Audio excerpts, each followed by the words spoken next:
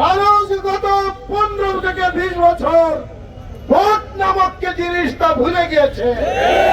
আগামী দিনে মানুষ অত্যন্ত স্বস্তির সাথে ভোট কেন্দ্রে যে তার ভোটাধিকার প্রয়োগ করবে, যোগ্য লোককে তারা নির্বাচিত করে আগামী দিনে জাতীয় সংসদে পাঠাবে।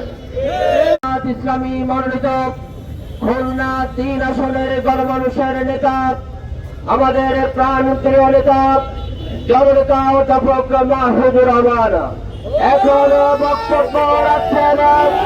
জননেতা অধ্যাপক মাহবুবুর রহমান।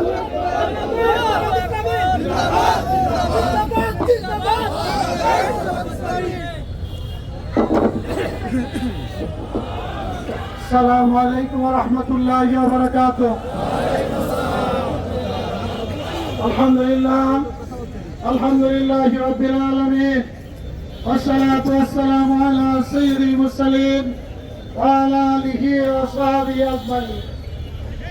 কেন্দ্র ঘোষিত 5 দফা দাবি আদায়ের লক্ষ্যে বাংলাদেশ জামাত ইসলামী খুলনা মহানগরীর উদ্যোগে আয়োজিত আজকের এই বিক্ষোভ মিছিল পূর্ব সমাবেশের সংগ্রামী নেতৃবৃন্দ, আইন শৃঙ্খলায় নিয়োজিত পুলিশ বাহিনীর সম্মানিত সদস্যবৃন্দ, জাতির জাগ্রত বিবেক সম্মানিত সাংবাদিক বন্ধুগণ, সংগ্রামী খুলনাবাসী, আপনারা ইতিমধ্যে অবগত হয়েছেন 2024 সালে বৈষম্য দূর করার জন্য এদেশের ছাত্র শ্রমিক জনতা প্রায় 2000 জন শাহাদাত বরণ করেছিল, প্রায় 40,000 জন বঙ্গত্ব বরণ করেছে এবং আহত হয়েছে। তাদের রক্ত দেওয়ার যে উদ্দেশ্য ছিল তা হলো তারা আগামী দিনে একটি নতুন বাংলাদেশ বিনির্মাণ করতে চায়। এই বাংলাদেশের মধ্যে কোন বৈষম্য থাকবে না, যে বাংলাদেশে কোন দুর্নীতি থাকবে না, যে বাংলাদেশে কোন চাঁদাবাজি চলবে না, যে বাংলাদেশে কোন সন্ত্রাসী কার্যক্রম চলবে না। মানুষ তার মৌলিক অধিকার ফিরে পাবে, সুন্দর একটি নির্বাচন হবে।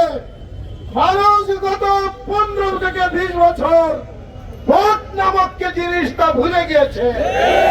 আগামী দিনে মানুষ অত্যন্ত স্বস্তির সাথে ভোট কেন্দ্রে যে তার ভোটাধিকার প্রয়োগ করবে, যোগ্য লোককে তারা নির্বাচিত করে আগামী দিনে জাতীয় সংসদে পাঠাবে।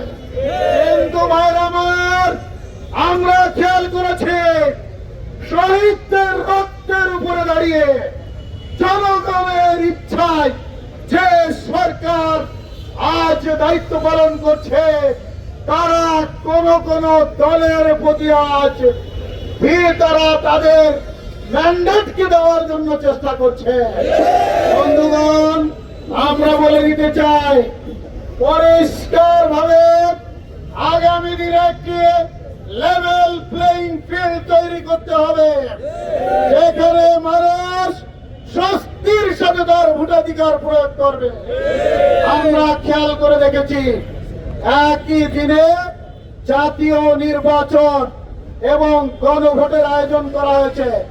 এটা জাতির সাথে তামাশা করা ছাড়া আর কিছু না। বন্ধুগণ, এতদিন পরে মানুষ ভোট দিতে যাবে, তার মাথায় যদি চিন্তা থাকে গণভোটের 41টা প্রশ্নের হানা জবাব তার দিতে হবে, সে তো দাঁড়িপাল্লা ধানের শীষের কথাই ভুলে যাবে।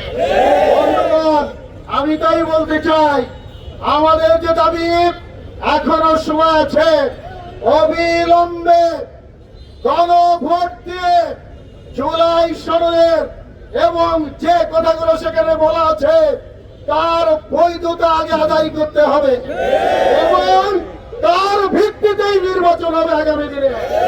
অন্যথায় এই জাতি আগামী দিনে তাদের অধিকার আদায়ের জন্য অতীতে যেমন রক্ত দিয়েছে, জীবন দিয়েছে, সামনেও রক্ত এবং জীবন দিতে পিছপা হবে না ইনশাআল্লাহ। আমি বন্ধুগণ, তাই আপনাদের বলতে চাই, আমরা অপেক্ষা আছি। কেন্দ্রীয় নেতৃবৃন্দ বসছেন, আগামী দিনের পরেই বসে যে কর্মসূচি দিবেন সেই কর্মসূচি মাঠে ময়দানে থেকে আপনারা পালন করার জন্য রাজি আছেন তো? আমি বন্ধুগণ, আমি আপনাদেরকে বলতে চাই, আমাদের বিক্ষোভ মিছিল শেষ হওয়ার পরে দৌলতপুরে শেষ হবে ইনশাআল্লাহ। আপনারা ওখানে সালাতুল মাগরিব আদায় করবেন। মাগরিবের পরে ওই শহীদ মিনার চত্বরে দৌলতপুরে ওখানে আমাদের বিশাল জনসভা হবে ইনশাআল্লাহ।